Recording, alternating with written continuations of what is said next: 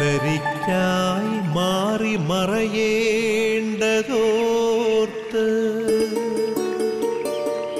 ചന്ദ്രനക്ഷത്രാദികൾ വിതുമ്പുമ്പോൾ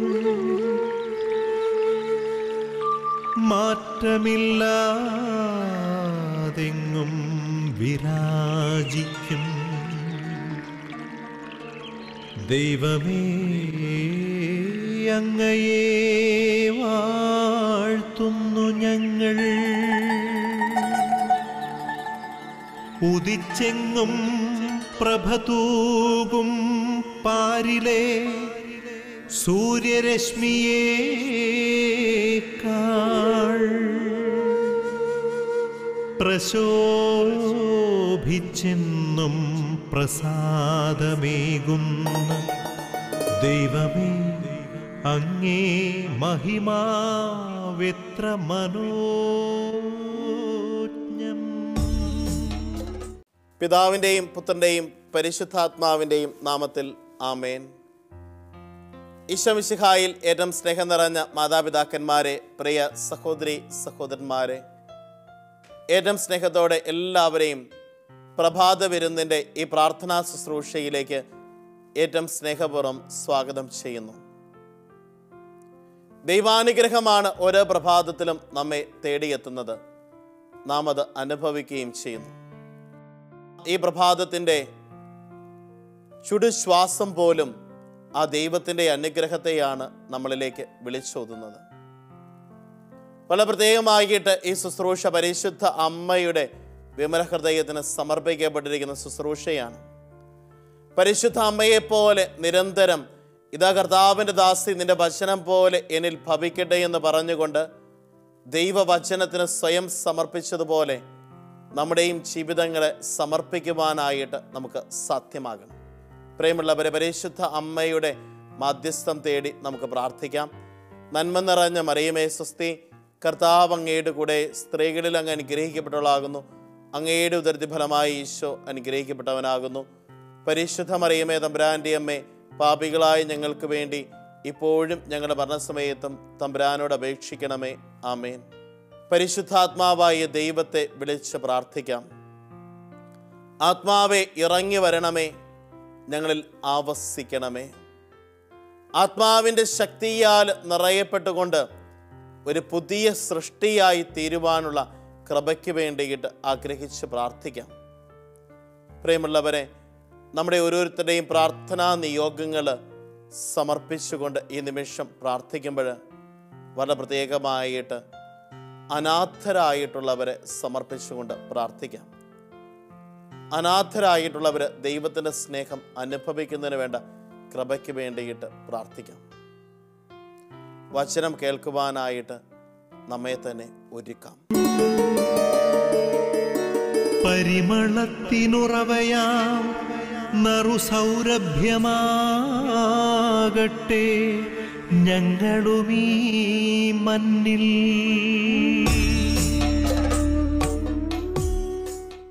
വിശുദ്ധ പൗലോസ് ശ്ലീഹ എഫേസോസിലെ സഭയ്ക്ക് എഴുതിയ ലേഖനം 3-ാം അധ്യായം 14 മുതലുള്ള വാക്യങ്ങൾ.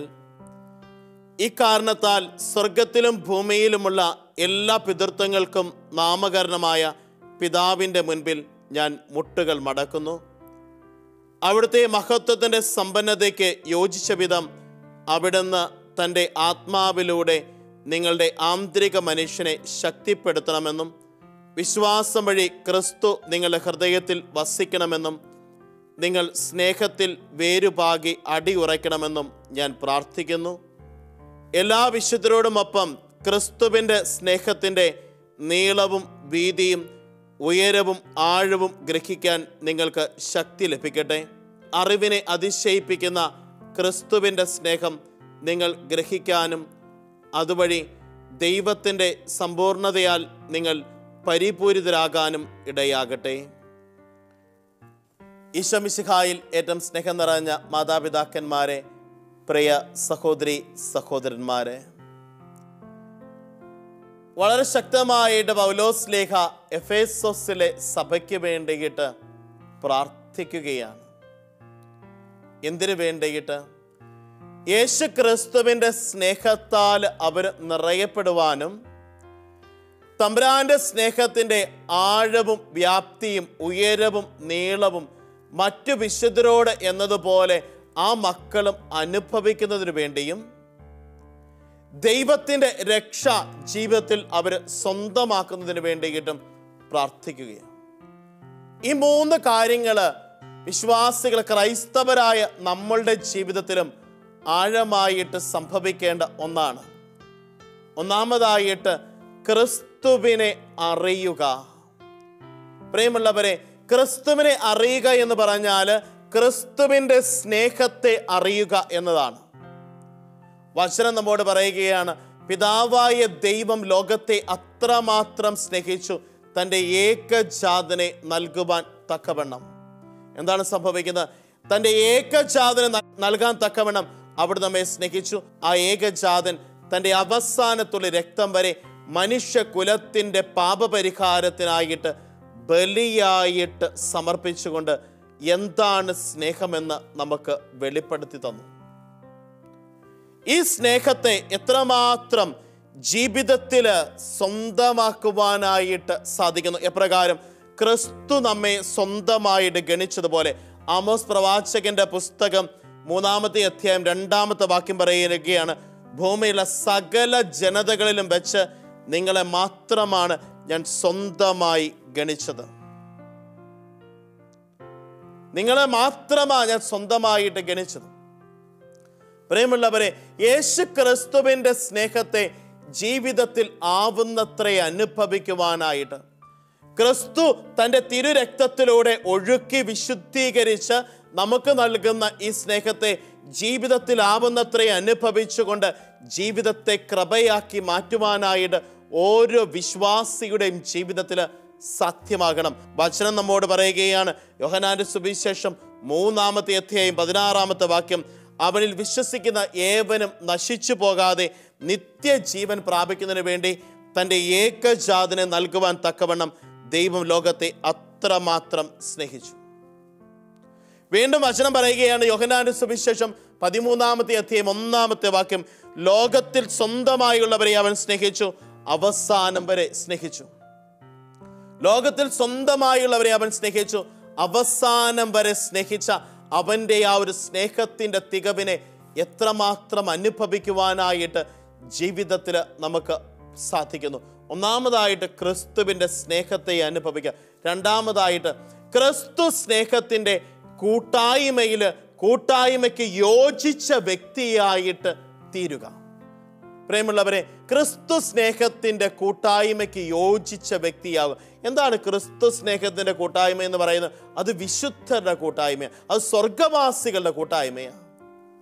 അപ്പോൾ അവരും വിശുദ്ധരായിരിക്കുന്ന പോലെ നമ്മളും വിശുദ്ധരാക്കപ്പെടുവാനായിട്ട്, നമ്മളും സ്വയം വിശുദ്ധീകരിക്കുവാനായിട്ട്, സ്വയം വിശുദ്ധിയുടെ നിറവിനെ ആർജിച്ചെടുക്കുവാനായിട്ട്, അത് കൃപയാൽ നിറയപ്പെട്ടുകൊണ്ട് അവിടുന്ന് തരുമ്പോൾ അതിനെ സ്വന്തമാക്കി ജീവിതത്തെ അനുഗ്രഹമാക്കുവാനായിട്ട് നമുക്ക് സാധിക്കണം.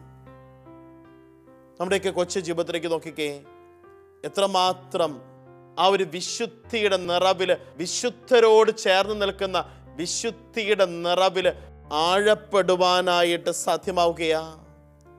അവരനുഭവിച്ചതുപോലെ ക്രിസ്തു സ്നേഹത്തിൻ്റെ വീതിയും നീളവും ആഴവും ഉയരവും ഒക്കെ ഒന്ന് അറിഞ്ഞ് അനുഭവിക്കുവാനായിട്ട്.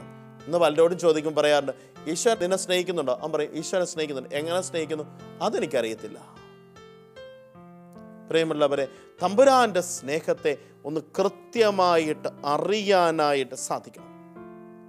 ഒന്ന് കൃത്യമായിട്ട് അറിയാനായിട്ട് സാധിക്കണം. അതുകൊണ്ട് തന്നെ അവിടുന്ന് വചനത്തിലൂടെ നമ്മൾ പറയുന്നത്, സഹോദരന് വേണ്ടി ജീവൻ ബലി കഴിക്കുന്നതിനേക്കാൾ വലിയ സ്നേഹമില്ല.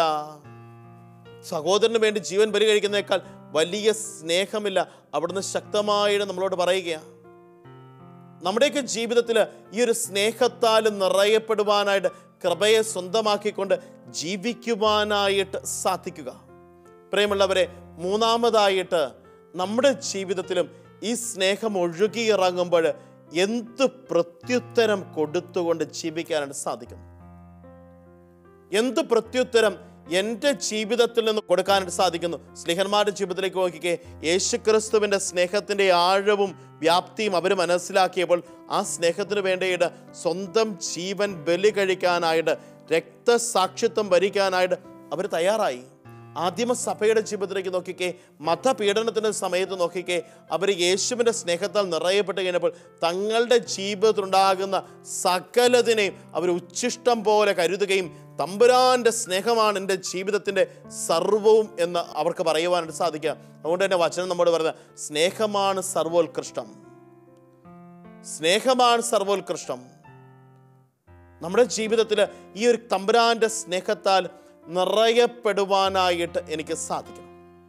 ഈ സ്നേഹത്താൽ നിറയപ്പെടണമെങ്കിൽ എന്നെ തന്നെ ഒരുക്കാനായിട്ട്, എന്നെ തന്നെ വിശുദ്ധീകരിക്കാനായിട്ട്, എന്നെ തന്നെ നവീകരിക്കാനായിട്ട്, എൻ്റെ ജീവിതത്തിൽ ഒരു മാനസാന്തരത്തിൻ്റെ അനുഭവത്താൽ നിറയപ്പെടുവാൻ സാധിക്കണം. വചനം പറയുകയാണ്, ഒരുക്കപ്പെടണം. നമ്മൾ എപ്രകാരം ഒരുങ്ങിയിരിക്കണം? വിവേകമതിയായ കന്യകമാരെ പോലെ നമ്മൾ ഉറക്കമുളച്ച് ഒരുങ്ങിയിരിക്കാൻ സാധിക്കണം. കാരണം മണവാളം വന്ന് വിളിക്കുമ്പോൾ നമുക്ക് അപ്പം തന്നെ ജീവിതത്തിൽ വിളക്കം എടുത്തുകൊണ്ട് ആയിരിക്കാനായിട്ട് സാധിക്കണം. അല്ലെങ്കിൽ മണവാളം കയറി മണവറ അടച്ചു കഴിയുമ്പോൾ പുറത്തുനിന്ന് മുട്ടുന്ന വിവേകശൂന്യകളായ കന്യകമാരെ പോലെ നമ്മൾ ആയിത്തീരരുത്. നമ്മുടെ ജീവിതത്തിൽ സദാ ജാഗരൂകരായിരിക്കണം, ഒരുക്കത്തോടു കൂടി ആയിരിക്കണം. രണ്ടാമതായിട്ട് ക്രിസ്തുവിൻ്റെ സമാധാനത്താൽ നിറയപ്പെട്ട് സമാധാനത്തിൽ ജീവിക്കുന്ന വ്യക്തിയായിരിക്കണം. അതുകൊണ്ടല്ലേ ഉദ്ധിതനായ ഈശോനാഥൻ ഉയർത്തെഴുന്നേറ്റപ്പോൾ ഉടനെ തൻ്റെ ശിഷ്യന്മാർ ആദ്യം പറഞ്ഞ നിങ്ങൾക്ക് സമാധാനം, നിങ്ങൾക്ക് സമാധാനം. തമ്പുരാന്റെ സ്നേഹത്തിൻ്റെ രണ്ടാമത്തെ പ്രത്യേകത, അവർ സമാധാനത്തിൽ ജീവിക്കും. തമ്പുരാന്റെ സ്നേഹം ഒരു വ്യക്തിയുടെ ജീവിതത്തിലേക്ക് വരുമ്പോൾ അവർ സമാധാനത്തിൽ ജീവിക്കുന്ന ഒരവസ്ഥ അവർക്കുണ്ടാകും. മൂന്നാമതായിട്ട് പ്രിയമുള്ളവരെ, തമ്പുരാന്റെ സ്നേഹം ഒരു വ്യക്തിയുടെ ജീവിതത്തിലേക്ക് ഉണ്ടാകുമ്പോൾ ആ വ്യക്തിക്ക് സഹനങ്ങളിൽ പിടിച്ചു നിൽക്കുവാനും സഹനങ്ങളെ അതിജീവിക്കാൻ സാധിക്കുന്നു. എപ്രകാരം? ജോബിനെ പോലെ, ദാനിയേലിനെ പോലെ, സൂസനയെ പോലെ, സോളമനെ പോലെ, ജെറമിയായെ പോലെ, യെശയ്യായെ പോലെ സഹനങ്ങളെ അതിജീവിക്കാനായിട്ട് സാധിക്കണം. പ്രിയമുള്ളവരെ, തമ്പുരാന്റെ സ്നേഹം നമ്മുടെ ജീവിതത്തിൽ സമർത്ഥമായിട്ട് ഒഴുകുമ്പോൾ ഈ സഹനങ്ങളെ നമുക്ക് അതിജീവിക്കാനുള്ള കരുത്ത് അവിടെ നിന്ന് തരുക. സഹനങ്ങളുടെ സമയത്ത് നിരാശപ്പെടുക, തകർന്നു പോകുകയല്ല, മറിച്ച് അതിനെ അതിജീവിക്കാനുള്ളൊരു കരുത്ത്. പ്രിയമുള്ളവരെ, പൗലോസ് അപ്പോസ്തലൻ എഫേസസുകാരിലെ സഭയോട് വളരെ ശക്തമായിട്ട് പറയുന്നത് പോലെ നമ്മളോടും പറയുകയാണ്, എല്ലാ വിശുദ്ധരോടുമൊപ്പം ക്രിസ്തുവിൻ്റെ സ്നേഹത്തിൻ്റെ നീളവും വീതിയും ഉയരവും ആഴവും ഗ്രഹിക്കാൻ നിങ്ങൾക്ക് ശക്തി ലഭിക്കട്ടെ. അതുവഴി എന്താ സംഭവിക്കേണ്ടത്? ദൈവത്തിൻ്റെ സമ്പൂർണതയാൽ നിങ്ങൾ പൂരിതരാകുവാനും ഇടയാകട്ടെ. അപ്പോൾ ദൈവത്തിൻ്റെ സമ്പൂർണതയാൽ, ദൈവം എപ്രകാരം എൻ്റെ പിതാവ് പരിപൂർണനായിരിക്കുന്ന പോലെ നിങ്ങളും പരിപൂർണരാകുമെന്നാണ് വചനം നമ്മോട് പറയുന്നത്, ഈശ്വനാഥൻ നമ്മോട് പറയുന്നത്. പ്രിയമുള്ളവരെ, നമ്മളും ഒരു പരിപൂർണതയിലേക്ക് നമ്മുടെ ജീവിതത്തെയും ഒന്ന് പരിപൂർണമാക്കുവാനായിട്ട് ദൈവത്തിൻ്റെ സ്നേഹത്തോട് ചേർത്ത് വെച്ചുകൊണ്ട് ജീവിതത്തെ കൃപയാക്കുവാനായിട്ട് നമുക്കും സാധ്യമാകണം. ഓരോ ദിവസവും നമ്മൾ വചനം ധ്യാനിക്കുമ്പോൾ, വചനത്തോട് ചേർത്ത് വെച്ചുകൊണ്ട് ജീവിതത്തെ ചേർക്കുമ്പോൾ, പ്രത്യേകിച്ച് പ്രഭാതവിരുന്ന് പ്രാർത്ഥനാ ശുശ്രൂഷയിലേക്ക് കടന്നു പോകുമ്പോൾ ഈ ദിവസത്തിൻ്റെ ആരംഭത്തിൽ തന്നെ ദൈവവചനത്താൽ നമ്മൾ നിറയപ്പെടുമ്പോൾ നമ്മുടെ ജീവിതത്തിലും നമുക്കൊന്ന് അടിയുറപ്പിക്കുവാനായിട്ട് സാധിക്കണം. ഈ ദൈവസ്നേഹം എൻ്റെ ജീവിതത്തിലേക്ക് അവിടുന്ന് എന്നെ തേടി ഇറങ്ങുന്ന സ്നേഹമാണ്. ആ സ്നേഹത്തിലേക്ക് എൻ്റെ ജീവിതത്തെ ഞാനൊന്ന് ചേർത്ത് വെക്കേണ്ടത് മാത്രമേ ഉള്ളൂ. ആ ചേർത്ത് വെച്ച് കഴിയുമ്പോഴത്തേക്കും എൻ്റെ ജീവിതം വലിയൊരു അഭിഷേകത്താൽ, കൃപയാൽ അവിടുന്ന് നിറയ്ക്കുകയും എൻ്റെ ജീവിതത്തെ ഒന്ന് ധന്യമാക്കുവാനായിട്ട് അവിടുന്ന് എൻ്റെ ജീവിതത്തിലേക്ക് അവസരം തരികയും ചെയ്യുകയാണ്. പ്രിയമുള്ളവരെ, വചനം നമ്മോട് പറയുകയാണ്, ജെറമിയ പ്രവാചകന്റെ പുസ്തകം 31-ാമത്തെ അധ്യായം 3-ാം വാക്യം പറയുകയാണ്, എനിക്ക് നിന്നോടുള്ള സ്നേഹം അനന്തമാണ്, നിന്നോടുള്ള വിശ്വസ്തത അചഞ്ചലവും. എനിക്ക് നിന്നോടുള്ള സ്നേഹം അനന്തമാണ്, നിന്നോടുള്ള വിശ്വസ്തത അചഞ്ചലവും. വീണ്ടും വചനം പറയുകയാണ്, വിലാപങ്ങളുടെ പുസ്തകം 3-ാം അധ്യായം 23-ാമത്തെ വാക്യം പറയുകയാണ്, ഓരോ പ്രഭാതത്തിലും അത് പുതിയതാണ്, അവിടുത്തെ വിശ്വസ്തത ഉന്നതമാണ്.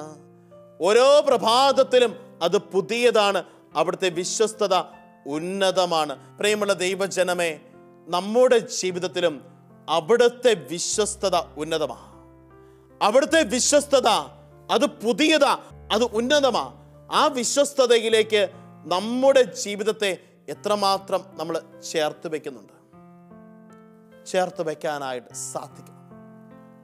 വെറുതെ കർത്താവേ കർത്താവേ എന്ന് വിളിക്കുന്നുവല്ല, മറിച്ച് എൻ്റെ പിതാവിൻ്റെ ഇഷ്ടം നിറവേറ്റുന്നവരാ സ്വർഗരാജ്യത്തിന് അവകാശികളായിട്ട് തീരുന്നതെന്ന് വചനത്തിലൂടെ ഈശോനാഥ് നമ്മൾ പറയുകയാണ്. നമ്മുടെ ജീവിതത്തിലും വെറുതെ ദൈവത്തെ വിളിക്കില്ല, മറിച്ച് ദൈവത്തിൻ്റെ സ്നേഹം അറിഞ്ഞ് അനുഭവിച്ചുകൊണ്ട് ജീവിക്കുവാനായിട്ട് നമുക്ക് ഓരോരുത്തർക്കും സാധ്യമാകണം.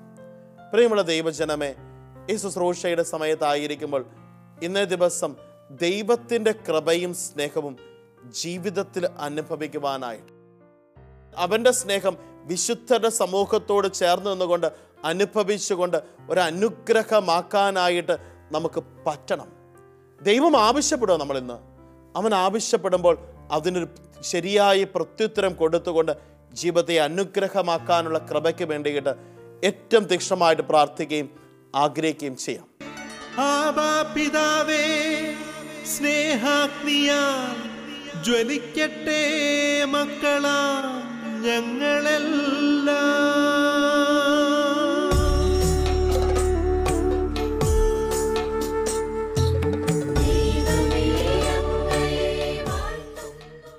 ഒരു നിമിഷം കരങ്ങൾ കൊപ്പി കണ്ണുകളടച്ച് നമുക്ക് പ്രാർത്ഥിക്കാം. പിതാവും പുത്രനും പരിശുദ്ധാത്മാവുമായ ത്രിത്വൈക ദൈവമേ, അങ്ങയുടെ തിരുസന്നിധിയിലേക്ക് ഞങ്ങളുടെ ഇന്നത്തെ ദിവസത്തെ പൂർണ്ണമായിട്ട് സമർപ്പിക്കുകയാണ്. അങ്ങയുടെ സ്നേഹത്തെ ആവുന്നത്ര അനുഭവിക്കുവാനായിട്ട് വിശുദ്ധരുടെ സമൂഹത്തോട് ചേർന്ന് നിന്നുകൊണ്ട് അനുഭവിച്ചുകൊണ്ട് ഒരു ധന്യതയുടെ ജീവിതം നയിക്കുവാനുള്ള കൃപയും അനുഗ്രഹവും ഞങ്ങളുടെ ഓരോരുത്തരുടെയും ജീവിതത്തിലേക്ക് സമർത്ഥമായിട്ട് ചൊരിയണമേ. പരിശുദ്ധ അമ്മേ മാതാവേ, ഞങ്ങൾക്ക് വേണ്ടിയിട്ട് മാധ്യസ്ഥം യാചിക്കണമേ. വിശുദ്ധ യോസേപ്പ് പിതാവേ, ഞങ്ങൾക്ക് വേണ്ടിയിട്ട് അപേക്ഷിക്കണമേ. ഞങ്ങളുടെ പേരിന് കാരണഭൂതനായ വിശുദ്ധനെ വിശുദ്ധയെ ഞങ്ങൾക്ക് വേണ്ടിയിട്ട് പ്രാർത്ഥിക്കണമേ. ഞങ്ങളുടെ ഇടവക മധ്യസ്ഥ ഞങ്ങൾക്ക് വേണ്ടിയിട്ട് പ്രാർത്ഥിക്കണമേ. സ്വർഗം ഞങ്ങൾക്ക് നൽകിയ സമ്മാനമായ കാവൽ മാലാഖായെ ദൈവസ്നേഹത്തിൽ നിന്ന് അകരുന്ന ഒന്നും ഞങ്ങളുടെ ജീവിതത്തിൽ സംഭവിക്കാതിരിക്കാനായിട്ട് ഞങ്ങൾക്ക് വേണ്ടിയിട്ട് കാവൽ നിൽക്കണമേ. പ്രിയമുള്ളവരെ, ഈ പ്രഭാത വരുന്ന ശുശ്രൂഷയ്ക്ക് വേണ്ടിയിട്ട് മരിയൻ കൂടാരങ്ങളിലിരുന്ന് പ്രാർത്ഥിക്കുന്ന അനവധി മക്കളുണ്ട്. ഈ ചാനലിൻ്റെ പിന്നിൽ പ്രവർത്തിക്കുന്ന അനേകം മക്കളുണ്ട്. അവരെയും അവരുടെ നിയോഗങ്ങളെ സമർപ്പിച്ചുകൊണ്ട് പ്രാർത്ഥിക്കാം. ഇന്നേ ദിവസം ജപമാല ചൊല്ലുമ്പോൾ, കരുണക്കൊന്ത് ചൊല്ലുമ്പോൾ, നവേന ചൊല്ലുമ്പോൾ, ദ്വീപലി പങ്കെടുക്കുമ്പോൾ ഇവർക്ക് വേണ്ടിയിട്ടും പ്രത്യേകമായിട്ട് പ്രാർത്ഥിക്കാം. അതോടൊപ്പം തന്നെ അനാഥരായിട്ടുള്ള എല്ലാവരും തമ്പുരാൻ്റെ സ്നേഹത്താൽ നിറയപ്പെടുവാനായിട്ട് ആഗ്രഹിച്ച് പ്രാർത്ഥിക്കാം.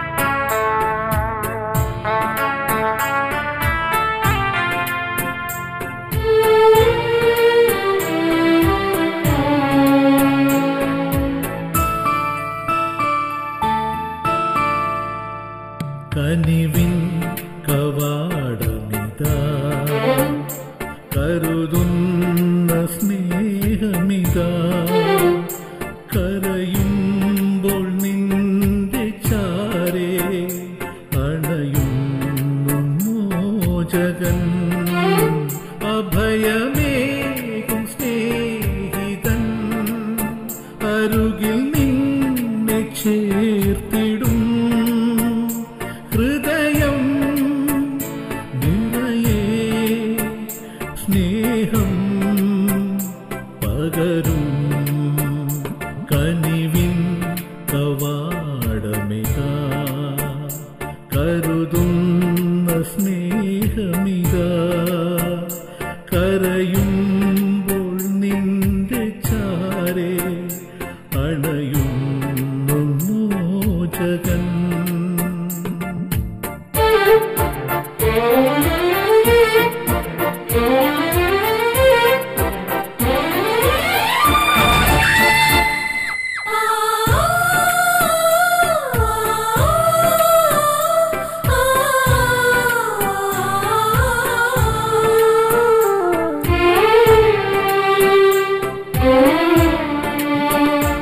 എന്നും നിന്റെയുള്ളിൽ വന്നു വാണിടുവാൻ സ്വർഗനാഥൻ നിനക്കായി കാത്തു നിൽപ്പു. എന്നും നിന്റെയുള്ളിൽ വന്നു വാണിടുവാൻ സ്വർഗനാഥൻ നിനക്കായി കാത്തു നിൽപ്പു. പ്രിയനാഥനായൊരു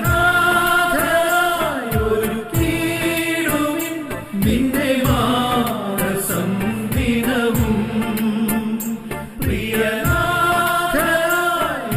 കീഴുവിൻ നിന്റെ മാനസം ദിനവും.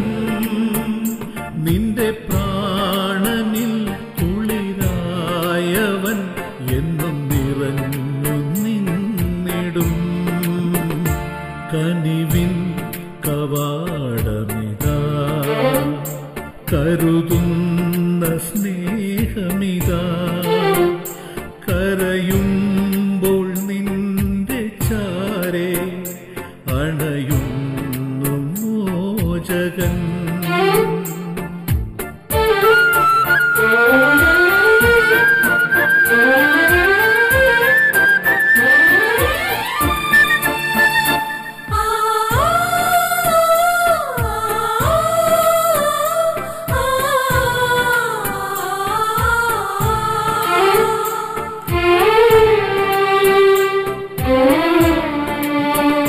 നന്ദി ചൊല്ലിടുവിൻ ജീവനേകിടുന്ന നല്ല നാഥന്റെ കരുണയെ വാഴ്ത്തിടുവിൻ.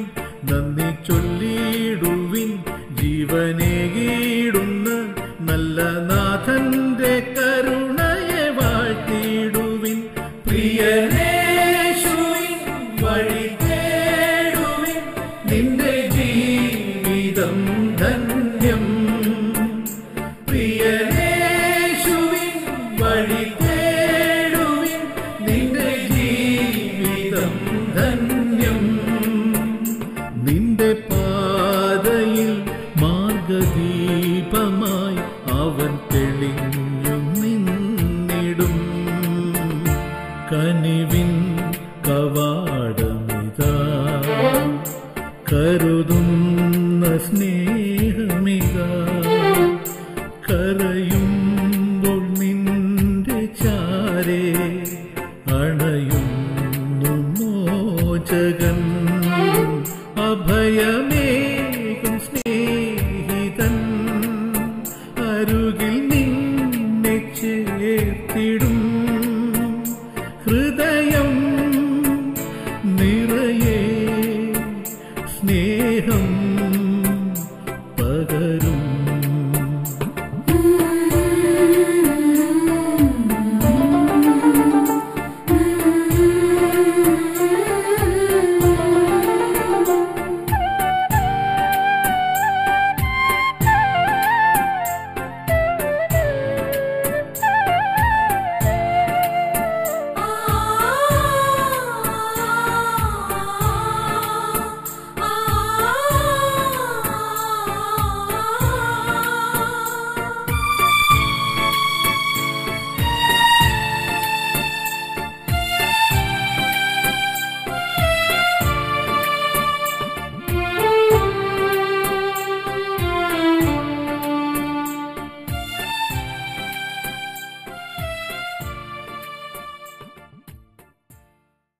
ഈ സമയം വിശുദ്ധ കുരിശിൻ്റെ ആശീർവാദം നമുക്ക് സ്വീകരിക്കാം.